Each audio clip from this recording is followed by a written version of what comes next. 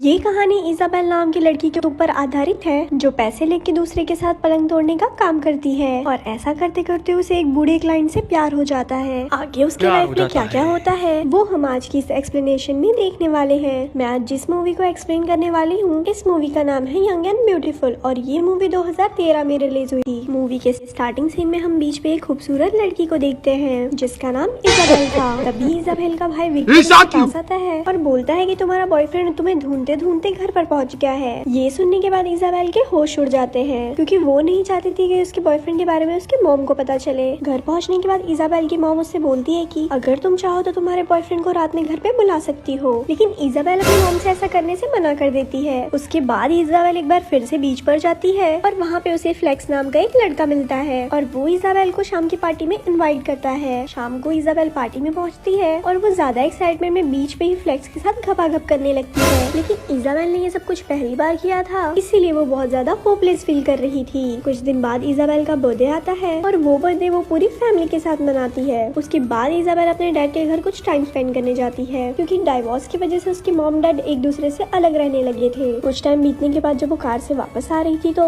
उसे रास्ते में फिलिक्स दिखता है और इजाबेल उसे देख के इग्नोर कर देती है और वो ऐसे रिएक्ट करती है कि जैसे वो उसे जानती ही नहीं है। तभी सीन स्विच होता है और हम कुछ समय बाद का सीन देखते हैं और अब इजाबेल पूरी यंग हो चुकी थी। तभी हम इजाबेल को एक होटल रूम में जाते हुए देखते हैं जहाँ वो एक बूढ़े आदमी जॉर्ज से मिलती है। तभी दोनों को मिर्गी का दौरा पड़ता है और ये दोनों घपाघप करना शुरू कर देते हैं। उसके बाद इजाबेल उस आदमी से पैसे लेती है और वहाँ से निकल जाती है। तब हमें यहाँ पे पता चलता है कि इजाबेल ने धंधा करना स्टार्ट कर दिया है और वो लोगों के साथ पैसे लेके उनके साथ घपाघप करने का काम शुरू कर चुकी है और इसके बारे में इजाबेल के अलावा और किसी को कुछ पता नहीं था। फ्री टाइम में इजाबेल वेबसाइट पे जाके ये चेक करती है कि आज उसे सर्विस कहाँ देनी है। एक दिन इजाबेल अपने क्लाइंट के साथ घपाघप कर रही थी और जब वो पैसे मांगती है तो वो क्लाइंट उसे पैसे देने से मना कर देता है और वो इजाबेल को धमकी देता है कि अगर उसने ज्यादा चापलूसी की तो मैं तुम्हारे माँ को तुम्हारे बारे में सब कुछ बता दूंगा। ये सुनने के बाद इजाबेल काफी ज्यादा उदास हो जाती है और वो अपना मन हल्का करने के लिए अपने मॉम के साथ मूवी देखने थिएटर में जाती है। तभी इजाबेल को हॉल में वही बूढ़ा जॉर्ज दिखता है के साथ उसने पलंग तोड़ा था और वो उसकी तरफ अट्रैक्ट होने लगती है और उसके बाद इजाबेल अक्सर उस बूढ़े आदमी से मिलने लगती है। एक दिन जॉर्ज इजाबेल को अपने कमरे में घपाघप करने के लिए बुलाता है, लेकिन ज्यादा स्टैमिना दिखाने की वजह से और ज्यादा ओवरडोज गोली लेने की वजह से उसकी वही मौत हो जाती है और ये देखने के बाद इजाबेल काफी घबरा जाती है और वो वहाँ से कपड़े पहन के भाग जाती है। जॉर्ज के डेथ की इन्वेस्टिगेशन करते करते पुलिस इजाबेल के घर पहुँच जाती है क्योंकि डीएनए रिपोर्ट के बदौलत पुलिस को सब कुछ पता चल चुका था और वो इजाबेल की मॉम को जाके उसकी सारी सच्चाई बता देते हैं, जिसे सुनने के बाद इजाबेल की मॉम की सांसें थम जाती है। तभी पुलिस वाले इजाबेल की मॉम को प्रूफ के तौर पर सीसीटीवी फुटेज दिखाते हैं, जिसके बाद इजाबेल की मॉम को भी पुलिस वाले की बातों पर यकीन हो जाता है, लेकिन पुलिस बस इजाबेल से पूछताछ करके उसे छोड़ देती है। लेकिन इजाबेल को पुलिस को जॉर्ज और अपने सारे कारनामे के बारे में बताना पड़ता है। घर आने के बाद इजाबेल की मॉम उसे बहुत सारी बातें पूछने लगती है, लेकिन इजाबेल अपनी माँ की किसी भी बातों का जवाब नहीं देती, जिसकी वजह से इजाबेल की मॉम उसे बहुत मारती है।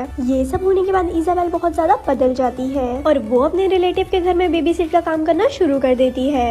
इसके बाद इजाबेल एक दिन अपने स्टेप फादर के पास जाती है और वो दोनों आपस में नैन मटक्का करने लगते हैं, लेकिन तभी अचानक से वहाँ इजाबेल की मॉम आ जाती है और वो उसे अपने कमरे में जाने के लिए बोलती है। उसके बाद इजाबेल की मॉम उसे बहुत अच्छे तरह से समझाती है और उसे अपने साथ एक साइकेट्रिस्ट के पास लेके जाती है, जहाँ साइकेट्रिस्ट उसे पूछता है कि तुमने ये सब काम करना क्यों छोड़ दिया, जिसपे इजाबेल उसे अपने और जॉर्ज के बारे में बताने लगती है और वो उसे ये भी बताती है कि वो जॉर्ज से प्यार करने लगी थी। ऐसे ही कुछ दिन बीत जाते हैं और एक दिन इजाबेल एक पार्टी में जाती है जहाँ वो एक नमूने एलेक्स से मिलती है। इजाबेल पहले से ही अपने पास्ट को लेके बहुत ज्यादा परेशान थी, लेकिन एलेक्स उसके पास जाके बोलता है कि मैं तुम्हें बहुत ज्यादा पसंद करता हूँ और मैं तुमसे बहुत पहले से प्यार करता हूँ। ये सुनने के बाद इजाबेल भी पिघल जाती है और वो दोनों साथ में पार्टी एंजॉय करने लगते हैं और साथ ही साथ वो दोनों एक कुत्ता डांस करते हैं। अब ये दोनों में ज्यादा बात होने की वजह से ये दोनों एक रिलेशन में आ जाते हैं और वो दोनों साथ में घपाघप भी करते थे, लेकिन इजाबेल के पेरेंट्स को इससे कोई भी प्रॉब्लम नहीं थी क्योंकि इजाबेल की फैमिली भी एलेक्स को पसंद करती थी। लेकिन कुछ टाइम के बाद एलेक्स भी इजाबेल के लिए फीका पड़ जाता है और इजाबेल उससे भी ब्रेकअप कर लेती है क्योंकि इजाबेल को फिर से घपाघप करके पैसे कमाने थे। अपना पुराना काम शुरू करने के लिए इजाबेल फिर से अपना पुराना फोन चालू करती है, जिसमें उसे कस्टमर के बहुत सारे मेल आए हुए थे। बहुत सारे मेल में जॉर्ज की वाइफ का भी मेल था जो इजाबेल को मिलने के लिए उसी होटल में बुलाती है जहाँ वो जॉर्ज के साथ घपाघप किया करती थी। उसके बाद इजाबेल किसी तरह उस होटल में पहुँचती है और वो जॉर्ज की वाइफ से माफी मांगती है। तब जॉर्ज की वाइफ इजाबेल से बोलती है कि दरअसल जॉर्ज एक बहुत अच्छा आदमी था और मुझे इस बात की खुशी है कि उसने तुमसे प्यार किया, और जब मैं जवान थी तो मैं भी तुम्हारी तरह बिल्कुल सुंदर थी।